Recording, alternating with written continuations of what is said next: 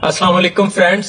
गर्मियों में अपने घरों को ठंडा करने के लिए हम मुख्तलिफ हर्बे इस्तेमाल करते हैं, लेकिन अगर हम घर को ज्यादा गर्म होने से बचाने का कोई हर्बा इस्तेमाल कर लें तो हमें इसे ठंडा करना बहुत आसान हो जाएगा। तो आज हम जिस मसले का हल करने जा रहे हैं इसमें हमारा ज्यादा खर्चा भी नहीं आएगा, ना ही हमें किसी मिस्त्री मजदूर की जरूरत पड़ेगी, ना ही हमें कोई एक्स्ट्रा वाला काम करना पड़ेगा और हमारा घर शिद्दत की धूप में भी 10 से 15 डिग्री तक ठंडा रहेगा। घर सूरज की गर्मी यानी सूरज की तेज धूप और उसकी गर्मी से ही गर्म होता है। तो अगर हम अपने घर को सूरज की इस तेज धूप से बचा लेंगे तो हमारा घर इतना ज्यादा गर्म ही नहीं होगा जिसे हमें ठंडा करने के लिए बहुत सी एनर्जी वेस्ट करना पड़ेगी। तो फ्रेंड्स, आज हम अपने घर की रूफ को सूरज की तपती धूप से बचाने का एक तरीका करने वाले हैं जिसमें हमारा बिल्कुल भी कोई खर्चा नहीं होने वाला और ये 100% रिकमेंडेड है और काम भी करता है। तो चलिए शुरू करते हैं। तो फ्रेंड्स, रूफ किसी भी किस्म की होगी तो हम सबसे पहले रूफ की अच्छे से सफाई कर लेंगे, उसके बाद उसे पानी से अच्छी तरह धो लेंगे। मार्केट से प्लास्टर ऑफ पेरिस की एक अदद बोरी लेके आएंगे जो कि सिर्फ और सिर्फ हमें 500 रुपए में मिलेगी।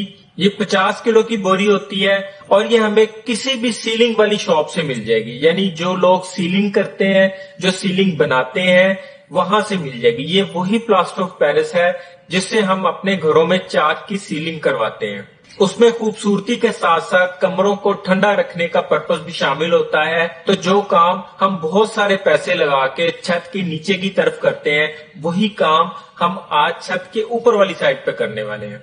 इसके लिए हमें किसी कारीगर वगैरह की भी जरूरत नहीं है, ये काम हम खुद भी कर सकते हैं। बहुत इजी है। करना यह है कि हम किसी बाल्टी में पानी ले लेंगे और उसमें प्लास्टर ऑफ पेरिस फेंकते जाएंगे। ना तो इसे बहुत थिक रखेंगे और ना ही बहुत ज्यादा पतला रखेंगे। हम इसकी अपनी छत पर 2 लेयर्स लगाएंगे। एक बोरी से 1000 स्क्वायर फुट तो क्लियर हो जाएगा, एक लेयर से भी काम चल जाएगा। लेकिन अगर हमें दूसरी लेयर लगाना है तो उसके लिए हमें दूसरी बोरी की जरूरत पड़ेगी। इसे हम पानी में हाथों की मदद से अच्छे से हल कर लेंगे। ये कोई ऐसा केमिकल नहीं है जो हमारी स्किन को नुकसान पहुंचाएगा। ये वही मटेरियल है जिससे मेडिकली प्लास्टर भी किया जाता है। एक तो ये बहुत जल्दी ड्राई हो जाता है, दूसरा ये हीट को क्रॉस नहीं करता जिसकी वजह से प्लास्टर के अंदर वाली साइड पे पसीना वगैरह नहीं आता। इसे हम अच्छे से हल करेंगे, ये बहुत मुलायम सा बन जाएगा और फिर इस बनाए हुए प्लास्टर ऑफ पेरिस को हम छत पे किसी एक कॉर्नर से शुरू करेंगे। वहां इसे गिरा के वाइपर से हल्का हाथ रख के फैलाना शुरू कर देंगे। ये काम हमने धूप में करना है, शाम के टाइम नहीं करना, क्योंकि धूप में जिस तरह हम इसे फैलाते जाएंगे ये साथ साथ ही ड्राई होता जाएगा। दूसरा कोट हम इसके सूखने के बाद 1 दिन के गैप के साथ करेंगे। मतलब पहला कोट 1 दिन करेंगे, दूसरा कोट हम दूसरे दिन कर देंगे। बाजार से जो प्लास्टर ऑफ पेरिस के पुड़े मिलते हैं, जो उसके छोटे बैग मिलते हैं जो 10-20 रुपए का आता है, वो हम यहाँ हरगिज यूज नहीं करेंगे क्योंकि वो इतना मयारी नहीं होता। हम वही वाला प्लास्टर ऑफ पेरिस यूज करेंगे जो सीलिंग में यूज होता है। वो अच्छी क्वालिटी का होता है, उसकी पकड़ भी ज्यादा होती है और वो अच्छा काम करता है। ये जैसे ही ड्राई होता जाएगा आप इसके ऊपर चल फिर भी सकते हैं। हाँ, अलबत्ता किसी हथौड़ी वगैरह के स्ट्रोक से ग्रेज करेंगे, उससे ये उखड़ सकता है। इसके बावजूद ये बारिश, आंधी, तूफान, किसी चीज से इसको कोई फर्क नहीं पड़ेगा। हम इसके ऊपर जूतों के साथ, बिना जूतों के बिल्कुल चल फिर भी सकेंगे। सिर्फ इसकी एक एहतियात करना है कि बारिश के फौरन बाद या बारिश के दौरान हम इसके ऊपर नहीं चलेंगे, क्योंकि बारिश में इसके ऊपर स्लिप होने का खतरा हो सकता है। बारिश वगैरह में भी इसकी जरा भी लेयर ऊपर से नहीं उतरेगी, ये बिल्कुल इसी तरह इसके ऊपर जमा रहेगा। जैसे जैसे ये सूखता जाए आप इसके ऊपर अपने पांव रख के देख सकते हैं। इसके बिल्कुल साथ वाली जगह पे आप पांव रखेंगे तो आपसे नहीं खड़ा हुआ जाएगा।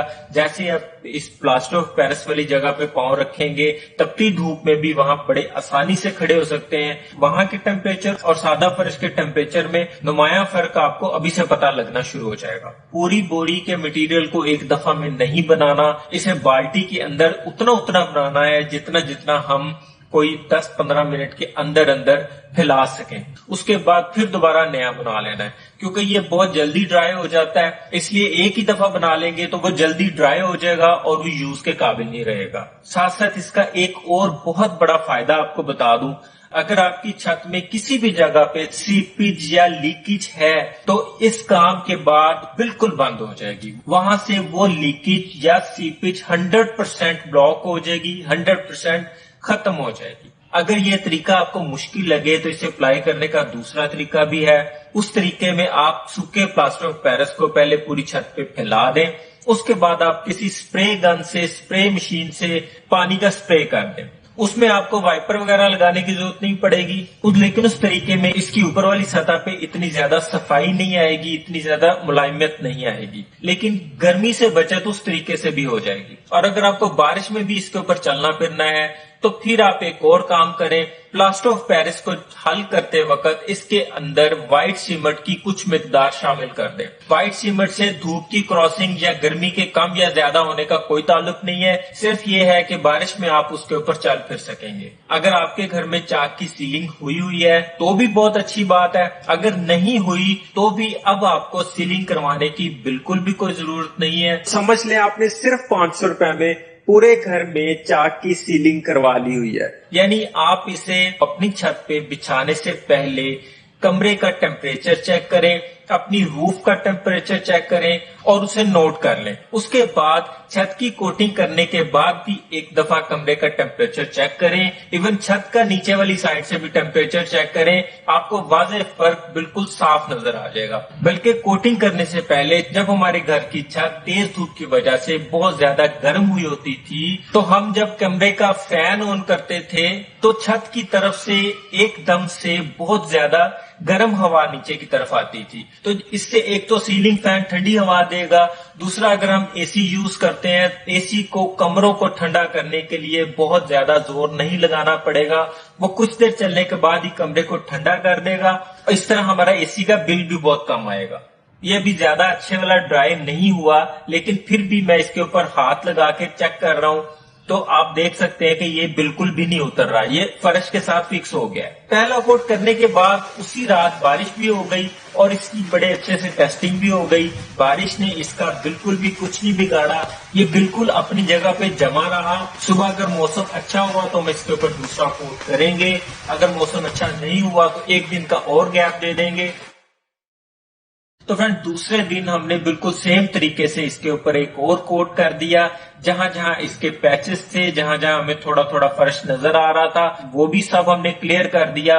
میں نے گرمیوں کے سٹارٹ میں اپنی چھت کی کوٹنگ کروا لی ہے، اسے میں 1-1.5 ماہ تک چیک کروں گا، اس کے بعد اس کا رزلٹ ویڈیو میں شامل کر کے یہ ویڈیو اپلوڈ کروں گا، اور یہ مجھے جتنا فائدہ دے گی آپ کے ساتھ بھی شیئر کروں گا۔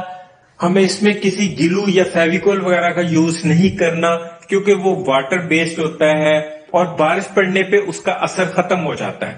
ہمیں بالکل بھی کسی جمبو لون، کسی تھرموپول وغیرہ کی کوئی شیٹس بچھا کے ان کے اوپر مٹی ڈال کے کوئی فرش نہیں لگوانا، کسی لک وغیرہ کی ضرورت نہیں ہے، کسی مہنگے کیمیکل کی ضرورت نہیں ہے، کسی بھی ایسی چیز کی ضرورت نہیں ہے ہمیں جس میں محنت بھی زیادہ لگے گی اور پیسے بھی زیادہ لگیں گے۔ ہمیں اس میں کوئی کلی یا چونا وغیرہ یوز نہیں کرنا، کلی بارش سے بھی اتر جاتی ہے اور چلنے پھرنے سے بھی اتر جاتی ہے، اور وہ کوئی ایسی لیئر وغیرہ نہیں بناتی جو گرمی کو دوسری سائڈ پر جانے سے روک سکے۔ کلی کرنے کا مقصد صرف اور صرف چھت کو سفید کلر کرنا ہوتا ہے، یہ مانتے ہوئے کہ سفید کلر گرمی کو زیادہ ابزارب نہیں کرتا، جبکہ پلاسٹر آف پیرس ایک موٹی لیئر بنا دیتا ہے جو نہ تو خود گرم ہوتا ہے اور نہ ہی گرمی کو دوسری سائڈ پر جانے دیتا ہے۔ آپ یقین کریں کہ صرف 500 روپے لگانے کے بعد ہمارا پورا گھر بالکل ٹھنڈا ہو جائے گا، ہمارے اس لینٹر سے نیچے والے حصے میں تیز دھوپ یا گرمی سے کوئی اثر نہیں ہوگا۔ ایون اگر آپ کے گھر کی پچھلی سائڈ پہ کوئی دیوار ایسی خالی ہے جہاں سے اس پہ دھوپ پڑتی ہے اور آپ کا پورا گھر یا کوئی اسپیسیفک کمرہ بہت زیادہ گرم ہو جاتا ہے، تو اس جگہ پہ بھی سیمنٹ یا کوئی لک وغیرہ لگانے کی بجائے اس دیوار پہ بھی آپ پلاسٹر آف پیرس کو لگوا سکتے ہیں، نہ تو سیم رہے گی اور نہ ہی گرمی کراس کرے گی۔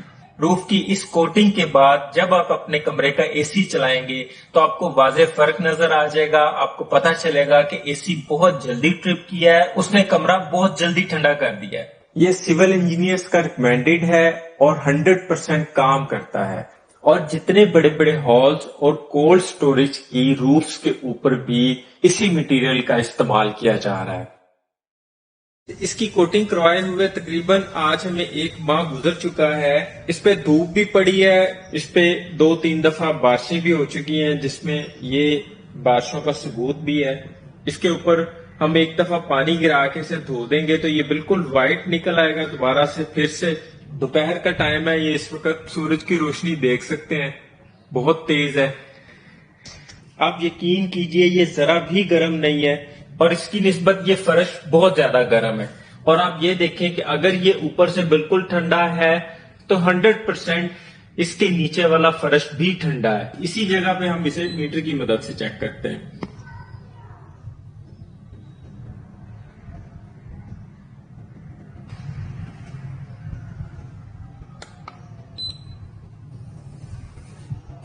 تو فرینڈز آپ دیکھ سکتے ہیں کوٹنگ اور بغیر کوٹنگ والے فرش میں اس وقت 13 سے 15 ڈگری کا فرق آ رہا ہے, جو ایک بہت بڑا فرق ہے جس سے ہمیں گرمی کی شدت سے بہت بڑا فائدہ ہو سکتا ہے. یہ فرش بالکل ایک دوسرے کے ساتھ ساتھ ہیں, یہ نہیں کہ کسی جگہ پہ زیادہ دھوپ ہے کسی جگہ پہ کم ہے. میں پھر ایک دفعہ اس کا ٹیمپریچر چیک کر دیتا ہوں. آپ دیکھ سکتے ہیں یہاں پہ 51.9 یعنی 52 کے آس پاس ہے, اور یہ بالکل اس کے ساتھ والی جگہ ہے, بالکل ساتھ والی ہے. یہ یہاں سے ہم نے چیک کیا اور یہ اس کے ساتھ والی جگہ ہے.